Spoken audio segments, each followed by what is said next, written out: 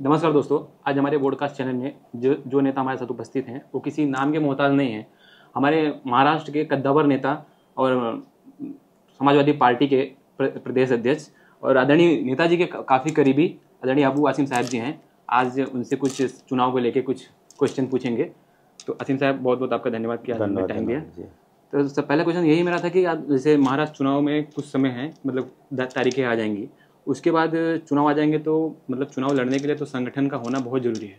तो महाराष्ट्र में समाजवादी पार्टी का कौन कौन से ऐसी सीटें हैं जहाँ पे उनका संगठन इतना मजबूत है कि वहाँ पे अगर सीटें मिली तो जीत जाएगी आराम से समाजवादी पार्टी? देखिए, अगर मुझे एक तो मेरी सीट में 3 बार चुन के आ चुका हूँ, संगठन बहुत अच्छा वहाँ पे है। दूसरे भिवंडी में हम बगैर अलायंस के किसी के दोनों सीट एक साथ चुन के आ चुके हैं। हाँ। कांग्रेस भी लड़ी थी, MIM भी लड़ी थी, सब लड़े थे, फिर भी हम लोग चुन कर आए थे। तो वहाँ हमारा संगठन बहुत मजबूत है। मालेगांव में हमारा संगठन बहुत मजबूत है। वहाँ निहाल अहमद साहब एक बहुत बड़े लीडर थे जनता दल के, तो उनकी पूरी फैमिली, उनकी बेटी लड़ने वाली है। उसके बाद हम लोग धुलिया में हमारा संगठन बहुत मजबूत है। धुलिया में हमारे पास जो इरशाद जागीरदार है, उसके साथ सब हिंदू मुस्लिम सब, मतलब बिल्कुल सेकुलर इंसान है। इस तरह से वर्सोवा में हमारा संगठन मजबूत है। जहाँ जहाँ संगठन मजबूत है वही सीटें हम मांग रहे हैं, और वो सीटें मांग रहे हैं जहाँ पर महाविकास अघाड़ी के किसी पार्टी का आदमी चुनकर नहीं आया है। तो वो उन सीटों पर महाविकास अघाड़ी के खिलाफ, यानी या तो एकनाथ शिंदे साहब के होंगे, या तो अजीत पवार साहब के होंगे, या तो BJP के होंगे, तो ये सीटें मांग रहे हैं। अभी बात चल रही, देखिए कितनी सीटें होती हैं, क्या होता है। क्या अणुशक्ति नगर भी आपकी उसी सीटों में? हाँ, बिल्कुल अणुशक्ति नगर में हमारा सीटों में है। और अणुशक्ति नगर में जो नवाब मलिक साहब थे, उन्होंने पार्टी छोड़ दिया है। तो अब शरद पवार साहब से हमने कहा था अगर वो सीट मुझे दे देंगे तो मैं, क्योंकि मेरी सीट से लगी हुई सीट है वो, और हमारे वहाँ पे संगठन भी हमारा अच्छा है, तो हम जीत के आ सकते हैं। और आपके मतलब विधानसभा में, महाराष्ट्र विधानसभा में आपको क्या लगता है महाविकास अघाड़ी कितनी सीटें मतलब जीत सकती है? देखिए, अब की बार जो सर्वे आ रहा है, उस सर्वे से ऐसा लगता है कि महाविकास अघाड़ी 180 सीटों तक जा सकती है, ऐसा सर्वे कह रहा है। मैंने तो कोई सर्वे किया नहीं है, और इसीलिए मुझे लगता है कि इलेक्शन लेट किया जा रहा है, ताकि और कुछ जनता के लिए काम कर दिया जाए, कुछ घुनघुना दे दिया जाए, बताशा बांट दिया जाए, तो शायद जनता आ जाए। लेकिन कहते हैं ना कि जब आदमी मरता है ना, तौबा कबूल नहीं होती है। जब तक आपने 5 साल तक सरकार चली है, उसमें कितने साल तक आपकी हुकूमत रही है, इसमें रोज़ाना हिंदू मुस्लिम और देश कर्जदार होता जा रहा है, और डेवलपमेंट के काम नहीं अच्छी तरह से हो रहे हैं। इन चीज़ों को जनता जानती है अच्छी तरह से, और 2-2 पार्टियां तोड़ करके लोगों को ले लिया गया है। तो मुझे लगता है कि ये महाविकास अघाड़ी की सीटें ज़्यादा आएंगी। आपसे मिलने से पहले मैंने सोशल मीडिया पे काफ़ी लोगों से पूछा कि आज आसिम साहब से मिलने जा रहे हैं। कुछ क्वेश्चन हैं जो उनके सोशल मीडिया के लोगों के, इसमें से एक क्वेश्चन ये था सर कि कुछ लोगों का मानना है कि वो आसिम साहब जो पहले उनका पुराना तेवर था, जो उनके भाषण में मतलब रोंगटे खड़े हो गए तो बोलते थे, अब उसमें कुछ कमी आई है, इसकी वजह कुछ? नहीं, ऐसी कोई बात नहीं है। देखिए, बहुत जज्बात से बात करना मुझे लगता है कि बिल्कुल ठीक नहीं होता है। अब उसी बात को संभाल के किया जाए। मैंने कभी जज्बात में, मैंने कभी होश नहीं खोया है। देखिए, मैंने कभी मैंने हिंदू मुस्लिम किया नहीं। जो मजलूम है, जिनके साथ जुल्म होता है, उनके साथ हम खड़े रहते हैं। समाज के दबे कुचले, दलित हैं, मुस्लिम हैं, UP वाले यहाँ रहते हैं बहुत सारे, उनके साथ जुल्म जाती होती है। वो हिंदू हैं उसमें बहुत सारे, लेकिन हम लोग कभी भी ऐसी चीज़ नहीं है। और मैं समझता हूँ कि अपनी बात को ढंग से कहना ही सबसे अच्छी बात होती है। एक क्वेश्चन और था कि अगर आने वाले समय में, मतलब आजकल तो जिस हिसाब से CBI ED का दुरुपयोग किया जा रहा है, किसी कारणवश अगर आपको मतलब कि आपके ऊपर प्रेशर डाला गया, तो क्या समाजवादी पार्टी के अलावा कौन सी पार्टी में आप जाना पसंद करेंगे? देखिए, मैं जब तक जिंदा हूँ या मैं जब तक सियासत कर रहा हूँ, मैं समाजवादी पार्टी में ही रहूँगा। कोई ऐसा समय आ जाए कि कोई बहुत मजबूरी है तो मैं सियासत से अलग हो जाऊँगा, लेकिन मैं दूसरी पार्टी में नहीं जाऊँगा। एक आपका भाषण बहुत वायरल हो रहा था कि अगर एक बार मुझे होम मिनिस्टर बना दो तो नानी याद दिला दूंगा। अगर आप आने वाले समय में, अगर समाजवादी पार्टी किंग मेकर की भूमिका में आती है आने वाले चुनाव में, तो आप कौन से ऐसे नेताओं की नानी याद दिलाना चाहेंगे?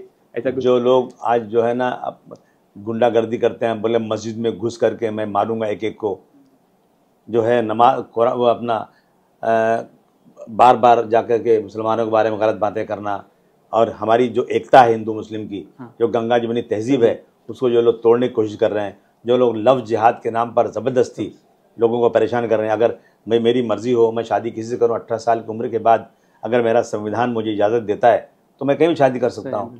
तो इन चीज़ों पे, और दूसरी चीज़ है, मैं एक चीज़ ज़रूर करना चाहता हूं कि जो लोग आज किसी धर्म के ख़िलाफ़, किसी धार्मिक गुरु के ख़िलाफ़, चाहे वो हिंदू हो या मुस्लिम हो, चाहे देवी देवता हो, चाहे पैगम्बर इस्लाम हो, चाहे कुरान शरीफ हो या वेद हो, चाहे डॉक्टर भीमराव अम्बेडकर साहब हों, छत्रपति शिवाजी महाराज हों या मौलाना अबुल कलाम आज़ाद हों, इनके खिलाफ कोई भी अपमानित जनित बात बोले तो उसको आतंकवाद के केस में बंद करने के लिए अगर मेरी सरकार आई, मेरे पास इतनी सीट आई कि मैं किंग मेकर की भूमिका, तो सबसे पहले ये काम करूँगा मैं कि ऐसा कानून बनेगा कि कोई माई के लाल में हिम्मत नहीं पड़े किसी हमारे बुज़ुर्गों के बारे में, हमारे जो है कोई धार्मिक गुरु के बारे में बोले तो कम से कम 2-5 साल जेल में रहना चाहिए। ये कानून हम बनवा कर रहेंगे। कुछ मतलब जो गोदी चैनल आजकल हैं, कुछ बीजेपी IT सेल्स वाले झूठ फैलाते हैं कि समाजवादी पार्टी सिर्फ MY मुस्लिम यादव की पार्टी है।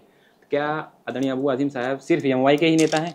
अगर MY की पार्टी होती तो उत्तर प्रदेश जहाँ पे सांप्रदायिकता की जड़ वहीं पे जहाँ है, जहाँ पे अयोध्या है, जहाँ पर ये जो है सारी जो फिरका परस्ती की धर्म की जड़ है वहीं पे है, वहाँ पर समाजवादी पार्टी सिर्फ मुस्लिम और यादव के बल पर चुन के नहीं आ सकती। हमारी पार्टी का नारा PDA, पीड़ित, दलित, पिछड़ा, दलित, अल्पसंख्यक और जितने दबे कुचले हैं वो सब समाजवादी पार्टी के साथ में हैं। ये लोग जो है ना एक ज़बरदस्ती का मीडिया के ज़रिए एक अफवाह फैला रहे हैं कि ये इस चीज़, तो हमारा कहना है कि समाजवादी पार्टी हर धर्म के साथ खड़ी है। जो लोग अफवाह फैला रहे हैं वो गलत कर रहे हैं। एक मेरा आपसे क्वेश्चन था, मेरा पर्सनल क्वेश्चन है कि नेताजी का आपकी ज़िंदगी में क्या अहमियत है? क्योंकि जब नेताजी का देहांत हुआ था आप काफ़ी भावुक हो गए थे, तो आप मतलब नेताजी का आपकी ज़िंदगी में क्या अहमियत है?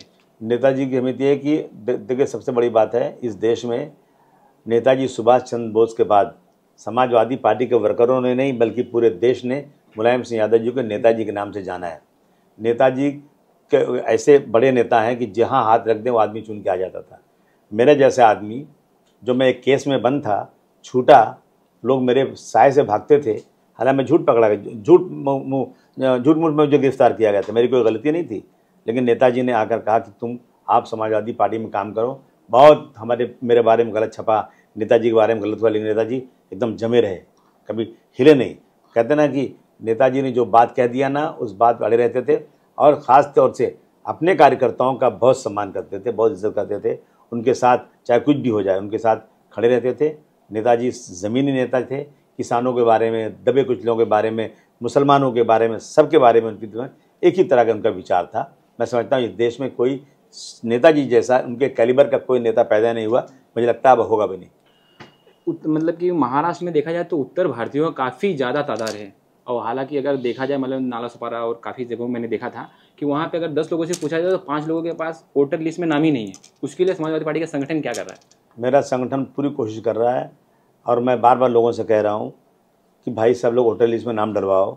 देखिए इसमें जब तक लोग खुद निकलेंगे नहीं, नाम नहीं डलवाना चाहेंगे तो होने वाला नहीं है। जहाँ जहाँ हम लोग चुन कर आए वहाँ तो हम लोग आदमी रखे, उसको तनख्वाह दे रहे हैं कि जाओ नाम डलवाओ। इतना नाम डलवाने के बाद भी जो आप कह रहे हैं बिल्कुल सही है, बहुत सारे लोगों का नाम नहीं यहाँ पर है, तो नाम डलवाने के लिए बार बार कहा जा रहा है डालिए। वर्कर से कहा जा रहा है, मीटिंग में कहा जा रहा है कि भाई जाओ लोगों के पास आप फॉर्म भरो, क्योंकि आज ऑनलाइन होता है, कहीं जाने की ज़रूरत भी नहीं है। तो मैं आपके माध्यम से भी लोगों से कहूँगा कि जिस दिन तक वोटिंग होगी उसके एक दिन पहले तक नाम डालने का सिस्टम चालू रहेगा। आप लोग जाइए, अपना नाम डलवाइए। अगर आपको लड़ाई लड़ना है, आपको डॉक्टर भीमराव अम्बेडकर, आपको मुलायम सिंह यादव, आपको इस देश के वो नेता जिन्होंने इस देश की आज़ादी के लिए काम किया, अगर उनके लिए आप कुछ मोहब्बत रखते हैं, इस देश से मोहब्बत रखते हैं, तो आप वोटर लिस्ट में नाम लिखा करके वोट दीजिए। मैं समझता हूँ ये सबसे ज़रूरी है। एक क्वेश्चन और था कि जैसे मैंने, आप तो महाराष्ट्र के एक कद्दावर नेता, आपके पता नहीं, आप बिना पार्टी के भी आपको कोई ज़रूरत नहीं, मगर कभी ऐसा आपने पूरी ज़िंदगी समाजवादी पार्टी को दे दी, कभी ऐसा आपको नहीं लगा कि अगर मैं दूसरी पार्टी में होता तो मंत्री पद या डिप्टी सीएम या मतलब बड़ी पद तक मैं पहुँच सकता था? देखिए ऐसा है ना कि लोगों को गलतफहमी है, लोग समझते हैं कि मंत्री बन गए, MLA बन गए, MP बन गए तो लीडर हो गए। ये गलत। MLA MP मंत्री कोई चीज़ नहीं होती है। लोगों के दिलों पर राज करना, काम करना। मैं समझता हूँ कि अगर मैं पूछूँ डॉक्टर भीमराव अम्बेडकर कितनी बार MP बने थे, एक बार बने थे वो, और पूछूँ कि हमारे जो है बापू जी महात्मा गांधी जी कभी इलेक्शन लड़े नहीं, लेकिन सबसे बड़े नेता देश के हैं। इस तरह से मैं समझता हूँ कि मैं कभी नहीं सोचता मैं किसी पार्टी में जाऊँगा। मैं नमक हराम नहीं हूँ, मैं जिससे हाथ मिलाया ना उसके साथ रहता हूँ। मैं किसी को धोखा देने वाला इंसान नहीं हूँ। मंत्री पद मिले या चपरासी का पद मिले, इससे कोई फ़र्क नहीं पड़ता। मैं समाजवादी पार्टी में हूँ, वहीं रहूँगा। मुझे कितना बड़ा मंत्री पद दे दो, कभी नहीं छोड़ूंगा। एक क्वेश्चन होता कि अगर अबू आसिम साहब अगर पॉलिटिशियन ना होते तो क्या होते? मैं बिजनेसमैन हूँ, बिजनेसमैन था और बिजनेसमैन आज भी हूँ मैं। पॉलिटिशियन के साथ अपना व्यापार बिजनेस भी करता हूँ। ये पिछले दिनों आप एक घाटकोपर में कोई प्रोग्राम में धनंजय सिंह से मिले थे। हालांकि दोनों जन की पार्टी अलग है, विचारधारा दोनों जन की अलग है। इस मुलाकात के कि मतलब शिष्टाचार मुलाकात थी कुछ? नहीं, ऐसा है कि एक ओपनिंग में मैं गया था, वहाँ वो बुलाए गए थे। इसके पहले मेरी कभी मुलाकात नहीं हुई थी, लेकिन जो जो उनको ला रहे थे वो सब मेरे दोस्त थे, आजमगढ़ के लड़के थे। उन्होंने कहा धनंजय सिंह आ रहे हैं, आपसे मिलना चाहते हैं। मैंने बहुत खुशी मैंने किया, मिले मुझे तो बोले अभी वहाँ बहुत भीड़ भाड़ थी। अच्छा। तो मैंने कहा भैया मुझे जल्दी निकलना भी, तो बोले कल मिलते हैं। बोला खाने पे आए, खाने पे आए, हमारी उनसे मुलाकात हुई। ठीक है, राजनीतिक कोई बातचीत नहीं हमारी हुई। हमारे प्रदेश के रहने वाले हैं, मजबूत आदमी एक हैं, उनसे मिले हम। बाकी उनकी राजनीतिक उनकी अलग है, मेरी राजनीति अलग है। आसिम साहब को भोजपुरी आती है? हाँ बिल्कुल। तो जौन कहा हम बोल रहे हैं। वैसे आप अगर भोजपुरी पिक्चर देखते होंगे तो आपका फेवरेट एक्टर या मतलब कोई जैसे गाया गया फेवरेट एक्टर, जैसे पवन सिंह या केसाई लाल, कोई और? भैया देखा एक फिल्म आई थी ना, नदिया के पार। हाँ, नदिया के पार। सांच कहूँ तोरे आवन से भौजी, मोरे अंगना में आई बाहर भौजी। ठीक है ना, तो वो फिल्म मुझे बहुत अच्छी लगी थी। अच्छा। और वो एक्टर भी अच्छा लगा था। और ऐसा नहीं कि हम लोग जब पैदा हुए गाँव में तो भोजपुरी बोली जाती थी, आज भी आते हैं गाँव में तो भोजपुरी बोलते हैं। तो वो उस ज़बान में मिठास है, प्यार है, मोहब्बत है, और मेरी सरजमीन की ज़बान है, तो मैं ज़रूर उससे मोहब्बत करता हूँ। बस 5 क्वेश्चन है, केवल हाँ ना में आपको जवाब देना है कि क्या अखिलेश यादव जी में पीएम बनने की काबिलियत है? हाँ। आपका महाराष्ट्र का अब तक का फेवरेट सीएम कौन है?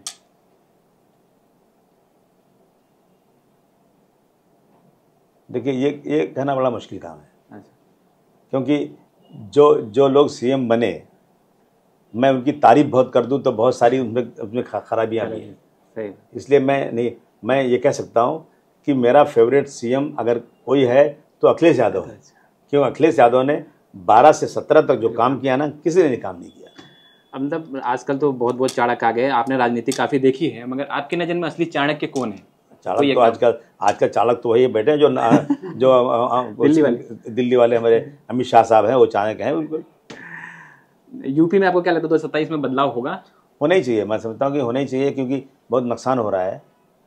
हाँ। महाराष्ट्र में आपका मतलब कि शिंदे और उद्धव ठाकरे में आप मतलब कौन सा मतलब बेहतर सीएम मानते हैं दोनों जन में से?